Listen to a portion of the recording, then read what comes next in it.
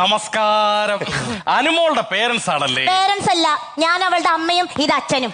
അതെ, നമ്മളൊരു സമാധാന ചർച്ചയ്ക്ക് വേണ്ടിയിട്ടാണ് രണ്ട് പേരൻസിനെ ഇങ്ങോട്ട് വിളിച്ചിരിക്കുന്നത്. നിങ്ങൾക്ക് ആ ഉമ്മ ഒരു സമാധാനമായിരിക്കും, പക്ഷെ ഞങ്ങൾക്ക് അത് സമാധാനക്കേടാ. എന്റെ മോൾക്ക് ഉമ്മ കിട്ടിയ അന്ന് മുതൽ പോയതാ ഞങ്ങളുടെ സമാധാനം. സാറേ, നമ്മൾ പിള്ളേരെ ഇങ്ങോട്ട് വിടുന്നതേ പഠിക്കാനാണ്, അല്ലാതെ ഉമ്മ വയ്ക്കാനല്ല. പറ്റിപ്പോയ സംഭവത്തിൽ ഞാൻ ക്ഷമ ചോദിക്കുന്നു. മാഡം ഒരു കാര്യം മനസ്സിലാക്കണം, ഈ സ്കൂളിന് എന്തെങ്കിലും ഒരു ചീത്തപ്പേരുണ്ടാക്കാൻ അത് ഈ സ്കൂളിന്റെ ഡിഗ്നിറ്റിയെ ബാധിക്കും. ഇവിടുത്തെ കാര്യങ്ങൾ പുറത്തുള്ള മാനേജ്മെന്റ് ഒരു കൊട്ടി ചോദിച്ച് ഇവിടുത്തെ കുട്ടികളെ അങ്ങോട്ട് ക്യാൻവാസ് ചെയ്യും.